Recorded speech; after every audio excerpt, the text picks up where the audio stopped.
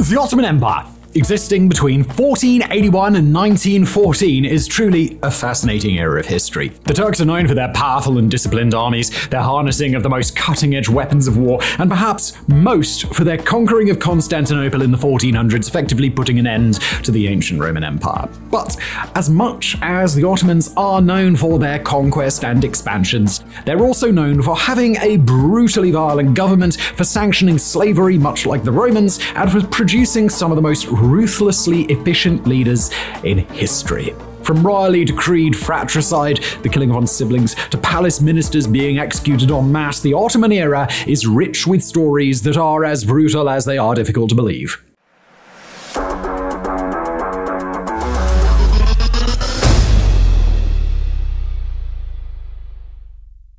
Sultan Mehmed II, known as Mehmed the Conqueror after he led the army that sieged Constantinople, was fed up with the internal power struggles that had plagued the Ottoman Empire. Since there was no system of the firstborn son inheriting the throne, power struggles were common and often resulted in internal division and costly civil wars. Mehmed II himself had fought against his own grandfather, Mehmed I at Constantinople, demonstrating just how disruptive the frantic power grabs could be. Thus, in an effort to strengthen the empire and quell division, Mehmed II decided to legalize fratricide. His reasoning was that there could be no power struggles if there were no other suitors to the throne, thereby strengthening the empire overall. He declared, "Of any of my sons that ascends the throne, it is acceptable for him to kill his brothers for the common benefit of the people. The majority of the ulama, Muslim scholars, have approved this. Let action be taken accordingly." Mehmed II immediately acted on his own decree and had many of his male relatives strangled, including an infant brother who was still in his crib.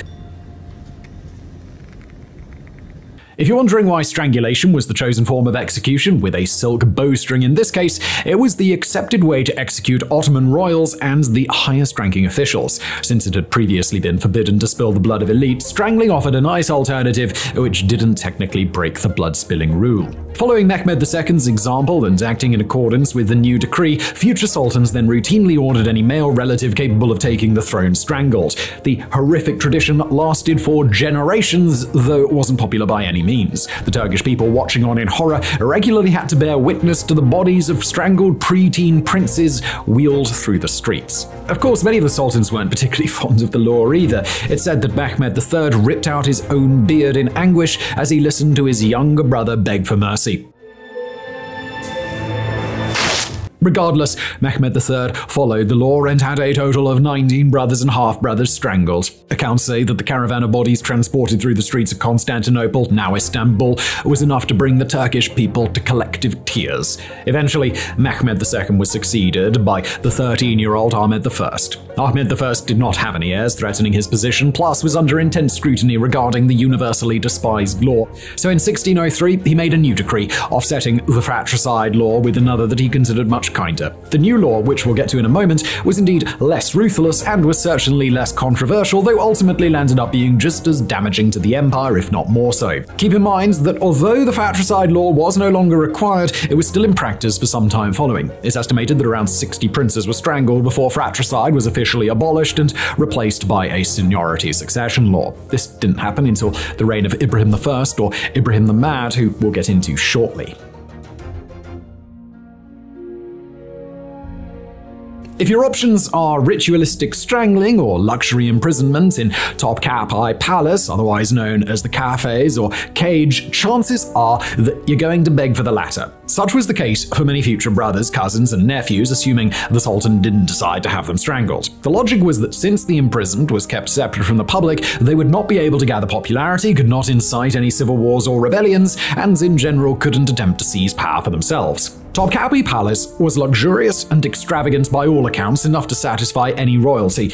It boasted dazzling decorations, allowed those imprisoned virtually anything their hearts desired, and even provided a personal harem. The only thing forbidden was for a captive to set foot outside of Topkapi Palace, at least until such a time as the current sultan died and an heir was required. The accepted formality was that the male relative be sent to confinement at puberty. This marked the end of that person's official education, instead sentencing them to a life of simply waiting until there was a need for them on the throne. The problem was, as you might have already gathered, that there was simply no telling if the imprisoned would ever be needed for the throne. As such, many died in captivity. Now, being confined to a palace in complete luxury may not seem like the worst situation in the world, but keep in mind that the male heir was completely isolated except for his harem and sometimes mother, plus he lived in constant fear that his sultan brother may decide to have him executed after all. Therefore, it isn't surprising that many of those in prison developed severe mental health issues, sank into alcoholism, and were otherwise completely uneducated and incapable of understanding life in the outside world.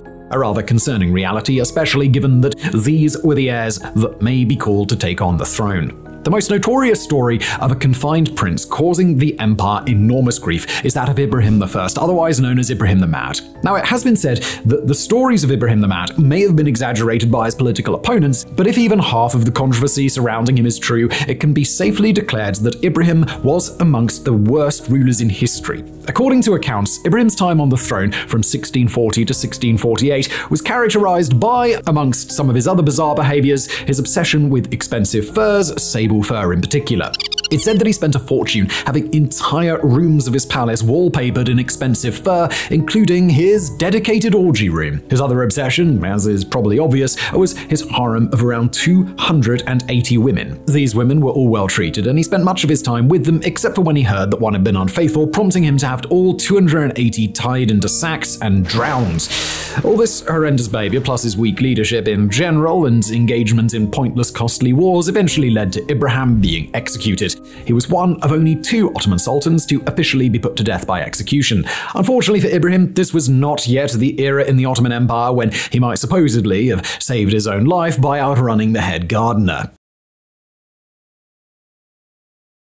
Being a vizier, or chief minister, was an incredibly dangerous affair in the Ottoman Empire. Viziers worked in close coordination with the sultan, which meant that should the sultan be displeased or otherwise lose his temper, there was a chance that he'd land up being sentenced to execution. However, there is an account of a supposed death race that took place if you were a vizier in the later periods of the Ottoman Empire, namely the 18th century. According to Beyond the Sublime Porte, the Grand Seraglio of Stamboul by Burnett Miller, 1931, the tradition went as follows. It was to this gate, the Fish Market Gate, that a deposed vizier or chief black eunuch was secretly conducted immediately following his degradation. In the event of a sentence of death, there was the very curious practice of a race between the head gardener of the palace, who was also the chief executioner, and the condemned. Literally a race of life and death. If the latter succeeded in arriving at the Fish Market Gate first, he was accorded sanctuary within the gate, and the sentence commuted to exile. The last to escape death in this manner was the Grand Vizier Haji Salir Pasha in 1822 or 23. If, on the other hand, the deposed official found the head gardener awaiting him upon his arrival at the gate, he was then and there summarily executed and his body cast into the sea. As fascinating as all this is, it's a bit of a dubious story. The text seems to come from this single English book, with the references provided being somewhat questionable, so this might be nothing more than a fanciful tale. There is, however, plenty of evidence for one of the most feared symbols in the Ottoman Empire, the fountain of the executioner. As mentioned, the spilling of royal blood and the blood of the highest officials was forbidden, but for everyone else, there was death by decapitation.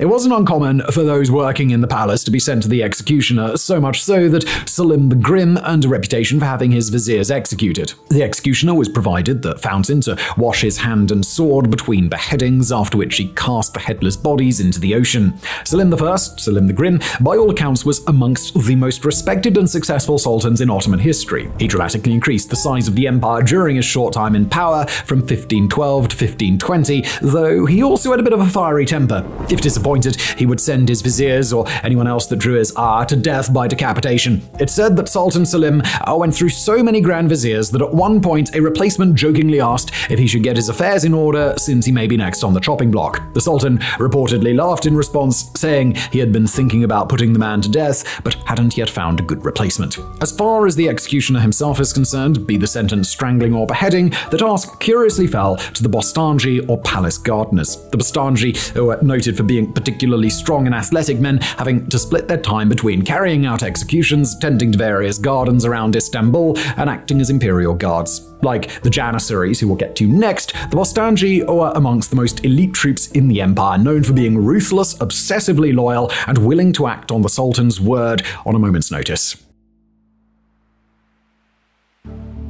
The janissaries were some of the other elite soldiers, also respected for their fierce discipline and expert tactics. They not only stood as part of the imperial guard, but were also almost always the most active in times of war. During the fall of Constantinople, it was noted that janissaries played a major role in leading charges against the Theodosian Wars. Interestingly, however, many janissaries weren't even Turkish-born. They were either forcibly recruited using the child levy system of devshirme, or were captured or purchased as kul, or slaves. The janissaries made up part of the kapakulu, the elite slaves that served the Sultan directly, including as highly trained personal soldiers separate from the broader military. Due to the rigorous indoctrination process and training they underwent, kapakulu were very trusted and respected, often being appointed to some of the highest positions in the empire. The rather controversial devshirme, sometimes referred to as child levy or blood tax, is first mentioned in 1438, though probably existed sometime before that. As opposed to the purchased or captured kapakulu, devshirme saw the Turks recruiting Christian children from conquered vassal nations, primarily the southeastern European Balkan region. Devshirme was generally carried out under protest, though there are some accounts of parents welcoming devshirme, given that it almost always assured their child upward progress in life. Either way, the claimed children were converted to Islam, circumcised, educated, trained, taught to be unquestioningly loyal to the Sultan, and then sent to work as a palace official, a scribe in the clergy, or in the military. Many grand viziers came about through devshirme, as well as some of the greatest military commanders.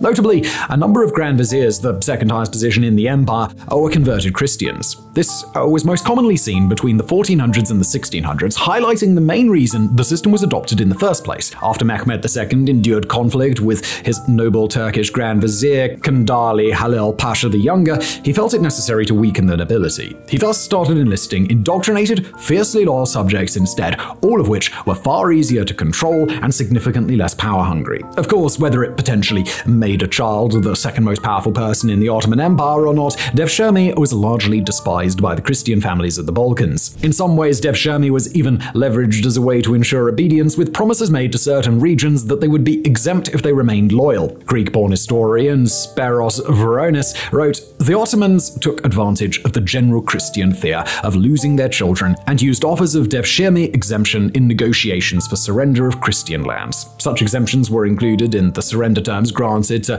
Janina, Galata, Morea, Chios, etc. Christians who engaged in specialized activities important to the Ottoman state were exempted from the blood tax on their children by way of recognition of the importance of their labors for the empire. Exemption from this tribute was considered a privilege and not a penalty." End quote.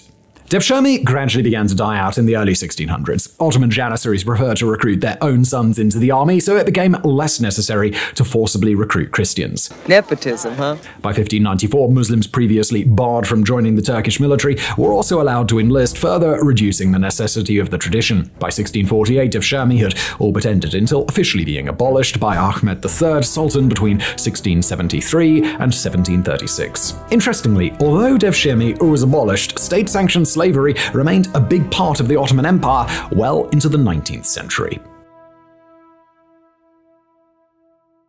If you were a Zanj slave, this referred to you being captured from the Swahili coast at Southeast Africa. You likely hailed from the Great African Lakes region or Central Africa and were destined to become a household slave, soldier, or laborer. There was also a chance of becoming an African eunuch, thereby granting you the esteemed task of watching over the harem. The Sultan's harem was, of course, a very important aspect of the palace. The ruling Sultan was jealously protective of his concubines, as demonstrated earlier by Ibrahim the Mad, thus giving us the job of harem guard. Guarding the harem was an honorable job by all accounts and came with prestige, though it also meant having to commit to being a eunuch. It wasn't all bad though, since the harem was known to be very influential over the Sultan. This in turn meant that the position of eunuch guard, and head eunuch in particular, grew to become extremely powerful. As such, whoever held sway over the head eunuch generally also held sway over the Ottoman Empire itself. Sultan Mehmed III, 1574–1595, is noted for introducing African eunuchs to the harem. Murad III did not see eye to eye with his grand vizier Mehmed Sokolu,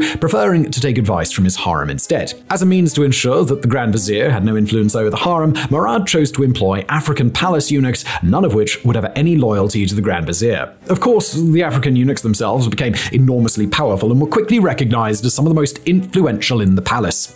Looking more broadly at Ottoman slavery, not all those captured came from Africa. Most Ottoman slaves were from Europe, drawing parallels with the ancient Roman slave trade that had come before. In fact, ancient Roman slavery and Ottoman slavery were similar in almost all regards. As with ancient Rome, slavery was a big part of the Ottoman Empire's economic backbone. Much of the military were slaves, most laborers were slaves, and were regularly worked to death, and as it was in Rome, some Turkish slaves could also achieve freedom and potentially rise to positions of power. The first Ottoman slave market was set up by Mehmed II after he conquered Constantinople. It's believed he shrewdly established the market precisely where it had stood under Roman rule, thus simply continuing on the market as it had always existed. It seems the Ottoman Empire also carried over slave prices and values, which is to say, slaves weren't cheap, generally only affordable to the upper class. As an example, a recorded sale in 1717 of a mentally disabled 12-year-old boy saw 27 gurus change hands. That same amount could have purchased 462 kilograms of lamb or 933 kilograms of bread.